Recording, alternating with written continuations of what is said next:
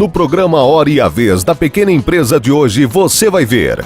Muitos empresários iniciam uma sociedade e, com o passar do tempo, acabam se distanciando do objeto social da empresa. Acompanhe as informações sobre a dissolução parcial da sociedade empresarial com o Dr. José Antenor Nogueira da Rocha. Com o advento da internet, muitas empresas estão migrando para o universo do e-commerce. No quadro Pequena Notável, conheça uma empresa que investiu neste tipo de negócio e apresenta crescimento de 30% ao ano. Estamos próximos ao fim do ano e muitas empresas começam a se preparar para um aumento nas despesas. Um deles é o 13º salário. Saiba mais sobre o assunto com a especialista Fabiana Scandiuzzi.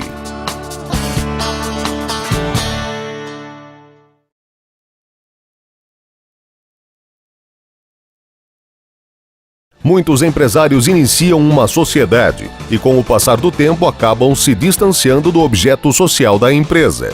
Acompanhe as informações sobre a dissolução parcial da sociedade empresarial com o Dr. José Antenor Nogueira da Rocha. Normalmente, os contratos sociais, eles contêm cláusulas que resolvem a sociedade com relação ao sócio que coloca em risco ou que se retira da sociedade, enfim. Mas muitas vezes também nos deparamos com contratos que não constam absolutamente nada com relação a essa situação. Questões de exclusão do sócio, dissolução parcial, como que se apura esses haveres dos sócios, como é que eu pago o meu sócio que se retira, enfim. Ou no caso de um falecimento, como é que é feito essas questões. Por exemplo, pagamento, como é que nós vamos pagar a saída de um sócio? Se for uma empresa que tem bens que são depreciáveis ao longo do período de anos, por exemplo, uma empresa que detém caminhões, uma transportadora, ou uma empresa de transporte de pessoas, de ônibus, por exemplo, esses bens são depreciados em 5 anos. Se nós utilizarmos o balanço para poder pagar o sócio que se retira, se for com os bens, de repente esses bens não têm valor nenhum contábil e aí não há nada que se pagar. Então, poderia se prever, por exemplo, valor econômico ou valor de mercado dessa empresa e a forma que se paga em 12 vezes, 24 meses, enfim, para que também não onere a empresa. Então, os empresários têm que estar muito atentos às cláusulas dos seus contratos sociais, como ele é formado, ou seja, tentar prever situações que poderão ocorrer no futuro. Por quê? Porque justamente isso, ele fazendo esse exercício, ele pode preservar a vida da empresa e pode também solucionar questões que, se você levar ao judiciário, pode demorar algum tempo. Em breve, o Dr. José Antenor Nogueira da Rocha retornará ao nosso programa para dar mais informações que são essenciais ao desenvolvimento das micro e pequenas empresas.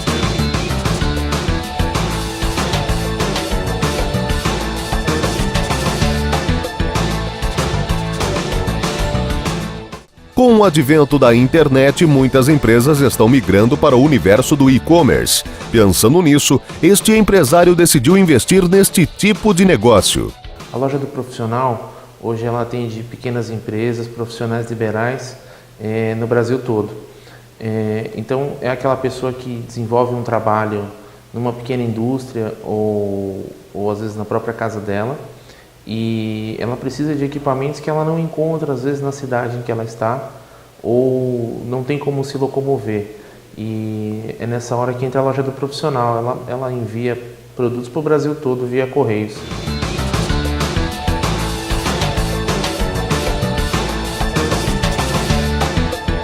A ideia de começar a loja do profissional, ela se mistura um pouco com a minha história também. Eu tenho uma formação de tecnologia, processamento de dados, de criação de sites, de internet, e tenho toda uma bagagem aí. Eu brinco que isso é um DNA que vem de família industrial. O site conta com produtos específicos para profissionais da área da construção, limpeza, automotiva, entre outros. Eu acho que desde que a empresa começou, e até hoje a gente tem uma dificuldade muito grande com a questão de logística no Brasil. Os valores são muito altos de logística e o serviço é muito ruim. Então, existem vários aspectos que a gente tem que analisar, empresas que a gente tem que contratar para conseguir uma entrega mais rápida para o cliente. Isso é um problema que basicamente não é da loja do profissional, é um problema brasileiro de logística realmente. de estradas ruins, de serviços ruins de transporte. O mais interessante nesse tipo de negócio é a capacidade de levar produtos a diversos estados brasileiros, e não somente o eixo Rio-São Paulo. Você acaba de conhecer uma empresa que busca trazer desenvolvimento e inovação ao nosso país.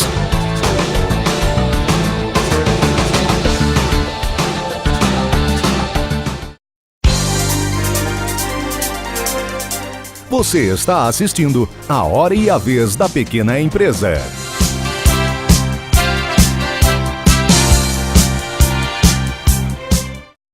O fim do ano já está aí e muitas empresas começam a se preparar para um aumento nas despesas. Um deles é o 13º salário. Mas o que é o 13º? 13º salário é uma remuneração paga pelos empregadores aos seus empregados, dividida nos meses de novembro e dezembro, como se fosse uma gratificação natalina. Ela é obrigatória por lei a todos os funcionários que são registrados de acordo com a consolidação das leis do trabalho. Qual é o prazo de pagamento para os empregadores? O 13º salário tem o vencimento da primeira parcela até o dia 30 de novembro de 2013. Há muitos casos em que o empregador faz uma antecipação do 13º salário ao longo do ano. Nesse caso, ele fica isento do pagamento da primeira parcela até o dia 30 de novembro, cabendo só o pagamento da segunda parcela, que tem seu vencimento obrigatório até o dia 20 de 12 de 2013. Como é feito o cálculo? O 13º salário, ele é calculado sobre o salário que o funcionário recebe, acrescido das suas horas extras, do seu DSR, do adicional de insalubridade, do adicional de periculosidade e todas as remunerações que incidem durante o ano, mensalmente no seu salário. É o que a gente chama dos proventos, são os proventos que são acrescidos na remuneração, que seria o salário base. Com as informações dadas pela contabilista Fabiana Scandiuzzi, você poderá se preparar melhor e evitar problemas financeiros para a sua empresa.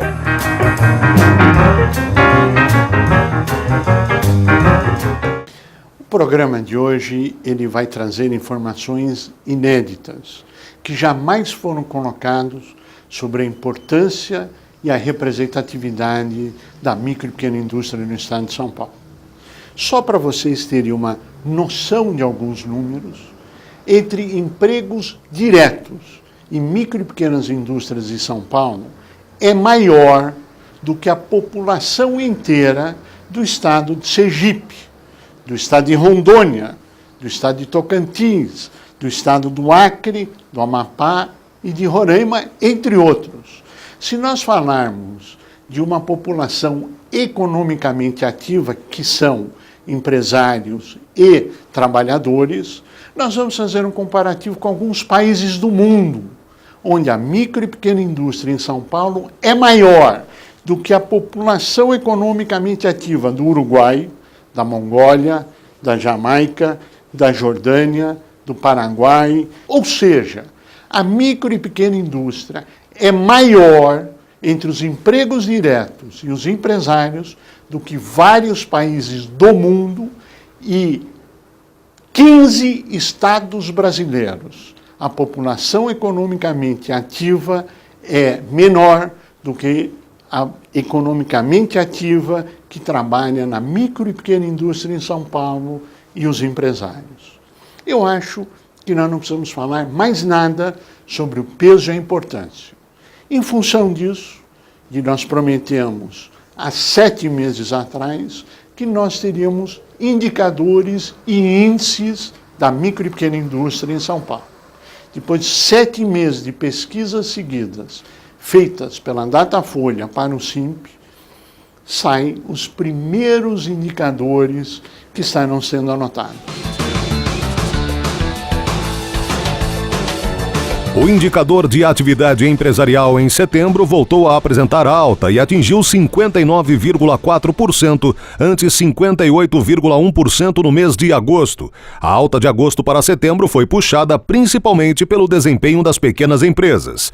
A atividade medida por esse indicador considera a expectativa dos dirigentes sobre a situação da empresa, a expectativa sobre faturamento, a expectativa sobre a margem de lucro e a situação atual da empresa. O indicador de atividade econômica, que avalia a expectativa dos empresários sobre a situação do seu setor, também teve alta, passando de 57,9% em agosto para 60,3% em setembro. As pequenas empresas deram a maior contribuição para essa alta. O indicador de investimentos não seguiu a tendência verificada para a atividade das micro e pequenas e caiu de 26,7% para 20,8% entre agosto e setembro. Tanto micro quanto pequenas contribuíram para a queda do indicador, que considera a disposição dos empresários em investir em máquinas e equipamentos. O indicador de custos do setor das micro e pequenas apresentou ligeira alta, 49,3% para 51,3% entre agosto e setembro. Esse indicador leva em conta os aumentos de custo que as empresas do setor tiveram no mês anterior à pesquisa e a expectativa dos dirigentes sobre aumentos de custos nos próximos meses. O indicador de emprego também ficou em baixa na comparação com agosto, atingindo 57,2% em setembro, antes 59,7% no mês anterior. Para o indicador de emprego foram consideradas a abertura e fechamento de vagas no mês anterior à pesquisa e a disposição dos dirigentes das empresas do setor em abrir ou fechar vagas no próximo mês. Qual a importância desses indicadores? Nós já mostramos o peso econômico e social maior do que muitos países. Agora, para você, para a sua atividade, para a sua vida, por que este indicador pode ser importante? Por vários motivos. Primeiro, para você poder analisar se a sua empresa está dentro da média geral, está melhor ou está pior. Segundo, conhecer as tendências reais daquilo que é o mercado interno de São Paulo, o mercado interno brasileiro. Terceiro, para os governos que têm interesse em criar políticas públicas, eles passam a ter especificamente índices e indicadores da micro e pequena indústria. Vocês já pararam e se perguntaram por que até hoje nunca existiu um índice, indicador específico de micro e pequena indústria? Pois é, estes são alguns motivos para a reflexão e para entendermos a importância e os rumos que isso pode trazer. Dentro da pesquisa, algumas coisas saltam aos olhos. A concorrência com os produtos importados também merece atenção especial. Entre os pequenos e micros empresários da indústria paulista, 87% consideram que seus produtos concorrem em situação desfavorável com as mercadorias vindas do exterior. Esse índice cresce a cada mês. Agora nós vamos falar de um item que realmente se sobressaiu muito na pesquisa e que demonstra que 87% das empresas que concorrem com produto importado consideram a concorrência desleal. É um choque para todos? Sem dúvida. Precisamos adotar medidas para defender isto? Sim. E o resto do mundo? O que o resto do mundo está fazendo? Pois é, existe um jornal chamado US Today, que é um jornal de grande veiculação e de grande respeitabilidade nos Estados Unidos. Existe um economista chamado Sr. Madden, que fez esta matéria dizendo, feito na América.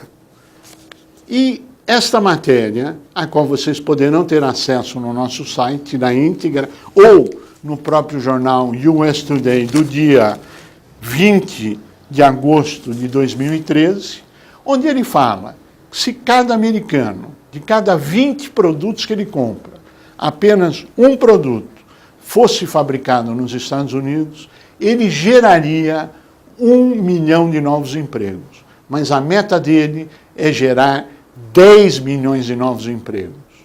Veja bem, Estados Unidos, para cada 20 produtos, se apenas um for produto fabricado nos Estados Unidos, você passaria a gerar 1 milhão de novos empregos. Será que isso vale só para os Estados Unidos? Será que só os americanos é que estão olhando para o seu mercado interno? Será que não está na hora de valorizarmos o nosso mercado interno e comprarmos produtos fabricados no Brasil? Porque, afinal de contas, quando você compra um produto importado, você está gerando emprego num outro país. Você está deixando de gerar emprego no Brasil, deixando de ter receita no Brasil, renda no Brasil, mercado interno, poder de compra, produção, crescimento econômico, para privilegiar todos esses fatores em algum outro lugar do mundo. Nós não estamos pregando o fechamento da economia. Nós não estamos defendendo que o Brasil deve ser uma ilha isolada do mundo. Mas nós estamos dizendo, valorize o que é nosso. Compre produtos fabricados no Brasil, porque você tem o fabricante que lhe oferece garantia, você sabe onde ir se o produto tem qualquer problema, e os produtos que vêm lá de fora, será que eles oferecem essa garantia? Será que existe algum país do mundo onde não existe um parque fabril forte que seja sinônimo de prosperidade? A reflexão e as conclusões são suas. O nosso ideal, o nosso problema, a nossa meta é fazer com que você reflita sobre os caminhos que deveremos seguir. E isso tem que ser um movimento da sociedade. Você, como cidadão, tem que pensar e escolher o que comprar, onde comprar e por que comprar. Quando diante de dois produtos, um nacional e outro importado, você prefere o importado. Desculpe, mas você fez um mau negócio. Primeiro, porque o nível técnico do Brasil está no mesmo nível dos produtos internacionais, às vezes melhor. Depois, porque quando deixa de comprar um produto feito em nosso país, você diminui nosso mercado interno. Resultado, menos empregos, menos oportunidades de trabalho. Prefira sempre produtos fabricados no Brasil. Uma campanha do Sindicato da Micro e Pequena Indústria do Estado de São Paulo. Apoie você também. Por que é que nós estamos dedicando um programa inteiro a esses indicadores, a esses índices de atividade? Por vários motivos que nós já explicamos durante o programa. Mas o mais importante é que aquilo que nós prometemos, hoje, com muita alegria, nós estamos realizando, entregando a você a íntegra da pesquisa, sem esconder nada. Se você quiser ter acesso à íntegra da pesquisa, que é um estudo desse tamanho, extremamente detalhado, acesse o nosso site. Entre no nosso site, que lá você terá acesso à inflação, você terá acesso a crédito, você terá acesso a compras, você terá acesso ao que o mercado propriamente está dizendo, a tendência de otimismo ou de pessimismo. Enfim, tudo aquilo que afeta a sua empresa está lá detalhadamente.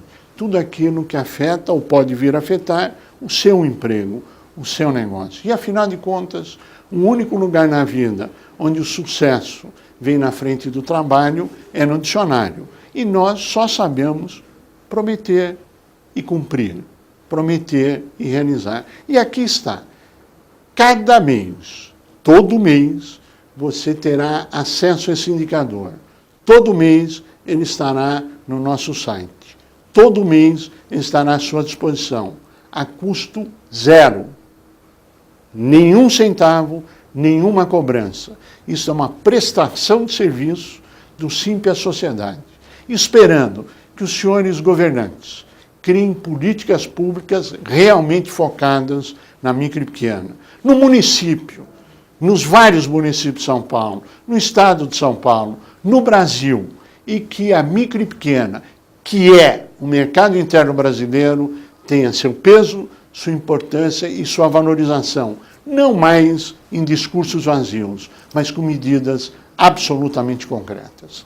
A você que esteve conosco, nosso mais profundo agradecimento, com a certeza que estaremos juntos na semana que vem. Até lá!